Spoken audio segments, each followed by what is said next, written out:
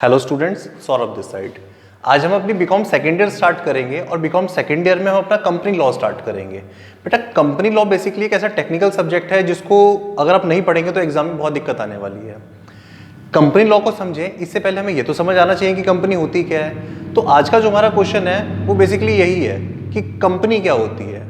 Company का meaning पढ़ेंगे आज हम, कंपनी कितनी तरह की होती है ये जानेंगे और साथ ही साथ कंपनी के फीचर्स के बारे में थोड़ा बहुत बात करेंगे। ठीक है, तो ये क्वेश्चन आपका एग्जाम के लिए बहुत इंपॉर्टेंट है आने के लिए कि पहला क्वेश्चन आपको ये बार ये मिल जाता है कि what do you mean by company and define its features. ठीक है जी, तो स्टार्ट करते हैं हम। कंपनी होती क्या है, तो डेफिनेशन पे सबसे पहले जाते हैं। बेटा देखो, डेफिनेशन में है company means a company which is form and registered. तो सबसे पहले कंपनी क्या है बेटा? कंपनी वो है जो फॉर्म है, मतलब कि बनाई गई है, और रजिस्टर्ड है। अब ये रजिस्टर्ड कहां पर होती है बेटा? तो कंपनी एक्ट में रजिस्टर्ड होती है। हर एक जोन का हमारे भारत में रजिस्ट्रार ऑफ कंपनी होता है जिसको हम आरओसी बोलते हैं। वहां पर जाकर हमारी कंपनी रजिस्टर्ड होती है। तो ये आरओसी के पास कंपनी रजिस्टर्ड होती है। अब आरओसी जो रजिस्ट्रार है हमारी कंपनी का बेटा, वो कंपनी एक्ट 2013 के रूल्स फॉलो करता है और उस हमारी कंपनी को रजिस्टर्ड कर लेता है। तो आपको बेसिक सिर्फ इतना सा मतलब पता होना चाहिए कि कंपनी क्या है। बेटा, कंपनी वो है जो कंपनी एक्ट में रजिस्टर्ड है। ये तो बहुत छोटी सी डेफिनेशन हुई, क्योंकि ये डेफिनेशन लॉ की है इसलिए मुझे भी एज इट इज ऐसे लिखनी पड़ी। अभी हम थोड़ा सा कंपनी का टाइप पढ़ेंगे तो आपको डेफिनेशन और क्लियर होगी। तो बेटा, हमारे भारत में ना दो तरह से आप कंपनी खोल सकते हैं। कैसी कैसी कंपनी हो सकती है? तो बेटा, एक प्राइवेट कंपनी होती है, एक पब्लिक कंपनी होती है।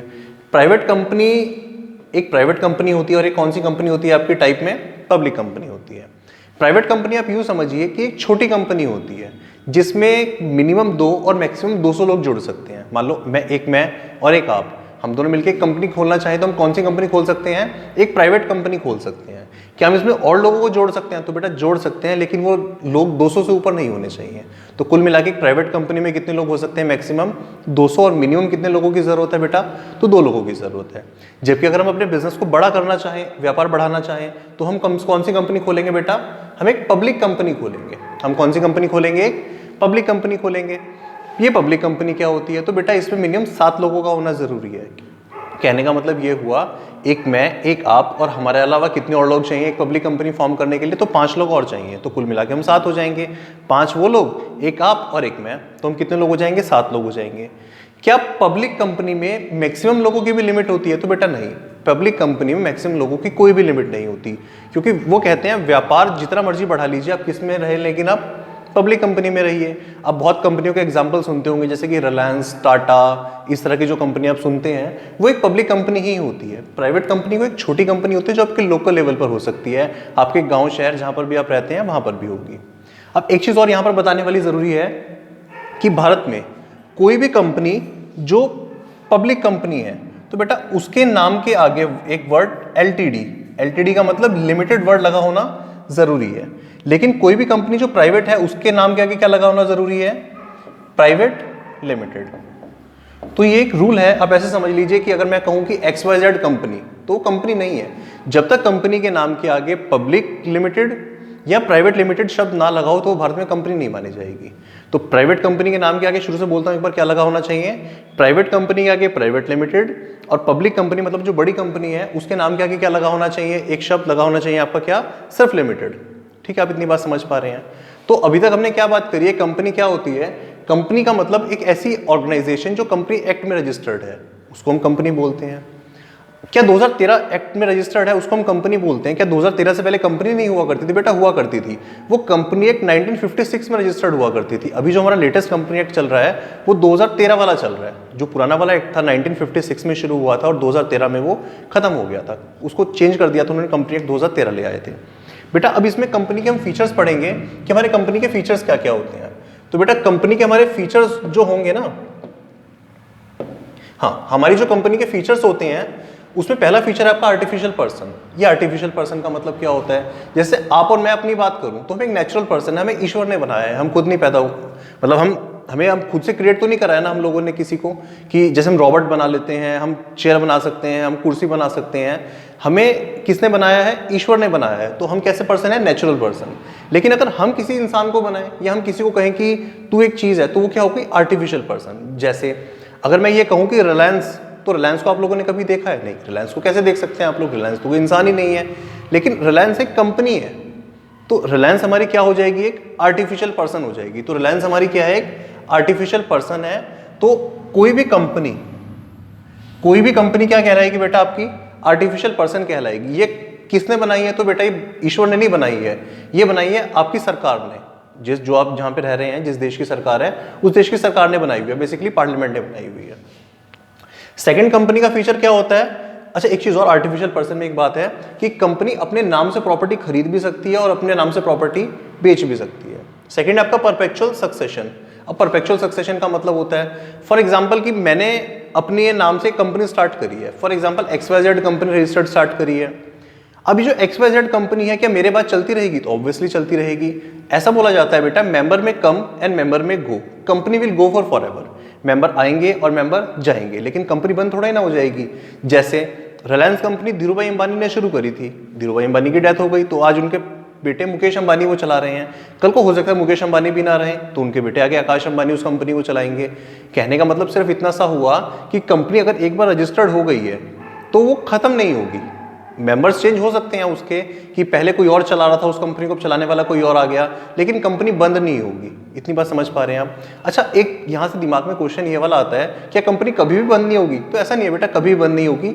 सरकार के द्वारा जो भी प्रोसीजर्स बताए गए हैं, उसको हम लिक्विडेशन ऑफ कंपनी बोलते हैं या वाइंडिंग अप ऑफ कंपनी बोल सकते हैं, उन प्रोसीजर को फॉलो करते ही कंपनी बंद भी हो सकती है, लेकिन नॉर्मली बंद नहीं होती है। तो कंपनी चलती है और चलती रहेगी। इस चीज को हम क्या बोलते हैं बेटा, परपेचुअल सक्सेशन। तीसरे वाले पॉइंट पर आते हैं कि कंपनी का एक तीसरा फीचर भी है, कॉमन सील। ये कॉमन सील क्या कहता है, तो बेटा कॉमन सील इतनी सी बात कहता है कि जैसे मैं हूं, मेरा नाम सौरभ है, अगर मेरे को कोई कोई साइन करने हैं, मैं अपना पेन उठाऊंगा और मैं साइन कर दूंगा, कोई दिक्कत वाली बात नहीं है।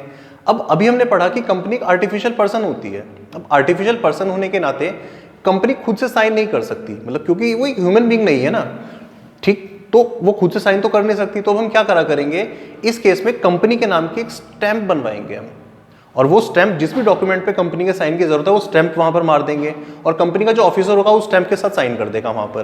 तो ये मान लिया जाएगा कि साइन किसने करे हैं, कंपनी ने करे हैं। तो बस इसी फीचर को हम क्या बोलते हैं, कॉमन सील। कॉमन सील का मतलब क्या होता है, कंपनी खुद तो आगे साइन करेगी नहीं, तो कंपनी की जो भी हम स्टैंप बनवाएंगे, जैसे स्टैंप बनवा ली और उसमें लिख लिया XYZ लिमिटेड, बस यही क्या कहलाएगी, कंपनी की कॉमन सील कहलाएगी। फॉर एग्जांपल मैं इस कंपनी का ऑफिसर हूं, तो मैं इसमें यहाँ पे इसके ऊपर कंपनी के अपने साइन कर दिया करूंगा, तो इसी को क्या मान लिया जाएगा, कंपनी ने साइन कर दिया।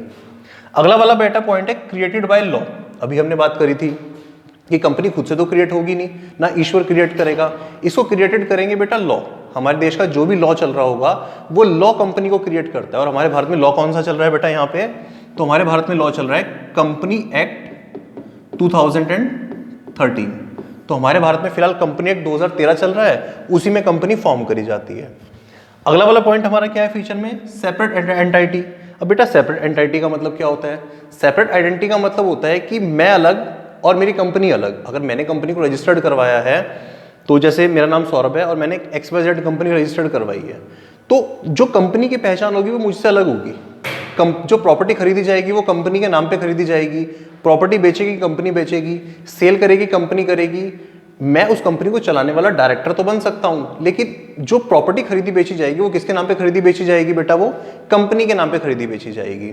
अगर कोई भी प्रॉपर्टी खरीदी जाएगी फर्म के कंपनी के पैसों से, तो वो कंपनी के नाम पे होनी चाहिए, वो मेरे नाम पे नहीं हो सकती। तो इसी को हम बेटा क्या बोलते हैं, सेपरेट एंटाइटी कॉन्सेप्ट, कि बिजनेसमैन मतलब कि मैं अलग हूं और मेरा बिजनेस अलग है, हमारी कंपनी अलग चलेगी और हम अलग हैं। कोई भी लायबिलिटी इनकर होगी तो वो किसके नाम से होगी, कंपनी के नाम से होगी।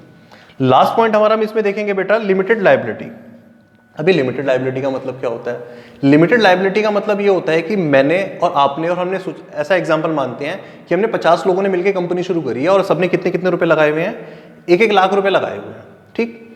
अब अगर हम सबने 1-1 लाख रुपए लगाए हुए हैं, तो हम 50 लोगों ने मिलकर कितने रुपए लगा लिए होंगे, 50 लाख रुपए लगा लिए होंगे। फॉर एग्जाम्पल आप ऐसे समझिए कि हमारी कंपनी को जो नुकसान हो गया ना, वो 80 लाख का नुकसान हो गया। अब हमने जितना पैसा इन्वेस्ट करा हुआ था कंपनी को, उससे भी ज्यादा का नुकसान हो गया। अब कंपनी को नुकसान हुआ 80 लाख का, ध्यान से समझिए, कंपनी को नुकसान कितने का हुआ, 80 लाख का, और हमने कितना इन्वेस्ट करा हुआ था, 50 लाख। अब ये तो श्योर सी बात है कि हम लोगों को पैसे नहीं दे पाएंगे जितने पूरे देने हैं। क्यों, क्योंकि हमारे पास 30 लाख का एक्स्ट्रा नुकसान है जो कि हम लोगों को नहीं दे पाएंगे। अच्छा, अब इस केस में क्या हमें घर से पैसे लाके देने होंगे? तो नहीं बेटा, हमें घर से लाके पैसे नहीं देने होंगे। यही कॉन्सेप्ट हमारा क्या कहता है? Limited liability. लिमिटेड लायबिलिटी का मतलब होता है कि जितने हमने लोगों को पैसे हमारे पास हैं इनिशियली इन्वेस्ट करें, जैसे हमने 1-1 लाख रुपए इन्वेस्ट करा हुआ है, हम उससे ज्यादा पैसा घर से लाके नहीं देंगे। तो इसी कॉन्सेप्ट को हमारा क्या बोलते हैं? Limited liability. तो ये बेटा हमारा कंपनी का बेसिक क्वेश्चन था। अब एक बार पूरे को समझते हैं, एक बार 2 मिनट लगते हैं हमें, एक सारे के सारे को देख लेते हैं करा क्या हमने आज। बेटा सबसे पहले हमने क्या पढ़ा? कंपनी की डेफिनेशन पढ़ी। तो कंपनी की डेफिनेशन कैसी है कि which is form and registered. जो फॉर्म है, बनाई गई है या फिर रजिस्टर्ड कराई गई है अकॉर्डिंग टू कंपनी एक्ट, तो उसको हम क्या बोला करेंगे? कंपनी। बेटा कंपनी 2 तरह की हो सकती है टाइप में हमारी। कौन कौन सी? एक तो पब्लिक कंपनी और दूसरी आपकी प्राइवेट कंपनी। पब्लिक कंपनी वो है जिसमें मिनिमम 7 और मैक्सिमम अनलिमिटेड लोग हो सकते हैं। और इसके आगे क्या शब्द लगा होना जरूरी है बेटा? लिमिटेड शब्द लगा होना जरूरी है। फिर प्राइवेट कंपनी क्या होती है? तो बेटा प्राइवेट कंपनी वो है जिसमें मिनिमम 2 और मैक्सिमम 200 लोग हो सकते हैं। इसके आगे भी कुछ शब्द लिखा होना जरूरी है। तो जी हाँ बिल्कुल, इसके आगे प्राइवेट लिमिटेड वर्ड शब्द लगा होना जरूरी है। इसके बाद हमने फीचर्स पढ़े हैं। फीचर्स में पहला पढ़ा है क्या हमने? Artificial person. कि ये नेचुरल पर्सन नहीं है आपकी मेरी तरह, ये एक आर्टिफिशियल पर्सन है जो कि लॉ ने बनाया है। सेकंड हमने क्या देखा? परपेचुअल सक्सेशन, कि लोग आएंगे और लोग जाएंगे लेकिन कंपनी चलती रहेगी। ठीक। Common seal. कॉमन सील का मतलब क्या होता है? कंपनी खुद से साइन नहीं करेगी, हम क्या करेंगे? उसी एक स्टैंप क्रिएट कर देंगे और जहां भी कंपनी के डॉक्यूमेंट पे साइन की जरूरत होगी हम वहां पे वो स्टैंप मार दिया करेंगे। क्रिएटेड बाय लॉ, ये तो सिंपल है कि कंपनी एक्ट 2013 में रजिस्टर्ड होगी तो ही वो कंपनी बनेगी, अन्यथा वो कंपनी नहीं बनेगी। अगर है आपका लास्ट है, सेकंड लास्ट है आपका सेपरेट एंटाइटी, कि मैं अलग हूं और मेरा बिजनेस अलग है। जो भी ट्रांजैक्शन होगी वो बिजनेस के नाम से होगी, मेरे नाम से नहीं होगी। Limited liability. लिमिटेड लायबिलिटी का क्या मतलब था? बेटा लिमिटेड लायबिलिटी का मतलब होता है कि जितने भी हमने पैसा इन्वेस्ट करा हुआ है हमारी लायबिलिटी सिर्फ उतनी ही है। कंपनी को अगर उससे ज्यादा का नुकसान हो जाता है तो हमें घर से लाके पैसे नहीं देने होंगे। ठीक है बेटा, समझ आ रहा है आपको थोड़ा बहुत?